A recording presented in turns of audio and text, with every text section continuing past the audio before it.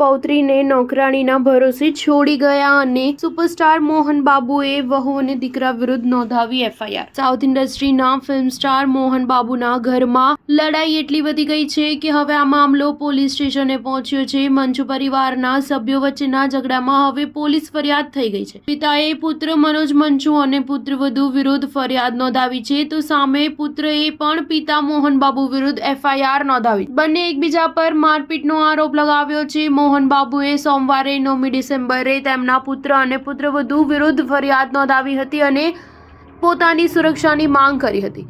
મોહન બાબુએ નોંધાવેલી ફરિયાદમાં તેમણે કહ્યું છે કે મારો પુત્ર અને પુત્રવધુ મારા માટે અસામાજિક તત્વો છે। તારીખ 8/12/2024ના રોજ મારો નાનો પુત્ર શ્રી મનોજ, જે હવે મારું ઘર છોડી ગયો છે, તેણે કેટલાક અસામાજિક તત્વો સાથે મળીને મારા ઘરે અશાંતિ સર્જી હતી।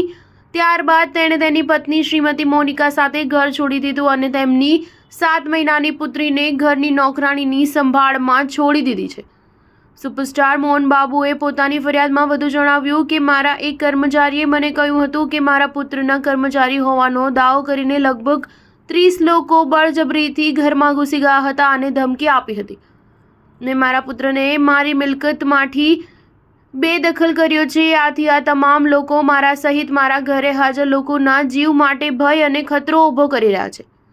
મોહન બાબુના પુત્રએ પણ તેમના વિરુદ્ધ ફરિયાદ નોંધાવી હતી, જેમાં જણાવ્યું છે કે મારા પર 10 અજાણ્યા લોકોએ હુમલો કર્યો હતો। આ દરમિયાન મને ઈજા પણ થઈ છે। આ સાથે ફરિયાદમાં મોહન બાબુના પુત્રએ મેડિકલ રિપોર્ટનો પણ સમાવેશ કર્યો હતો, જેમાં જણાવ્યું હતું કે તેને કરોડરજ્જુ, ગરદન અને પેટમાં ઈજાઓ થઈ હતી। મોહન બાબુની મિલકતના વારસદાર વિષ્ણુ અને મનોજ વચ્ચે ઘણા સમયથી અણબનાવ ચાલી રહ્યો છે। મનોજના લગ્નને લઈને મતભેદની વાત ચાલી રહી છે, જેમાં વિષ્ણુએ હાજરી આપી ન હતી। મનોજે 2023માં આ સંબંધીઓ પર હુમલો કરતો વિડીયો પણ પોસ્ટ કર્યો હતો। સ્ટાર ન્યૂઝ 7 હંમેશા સચ્ચાઈની સાથે।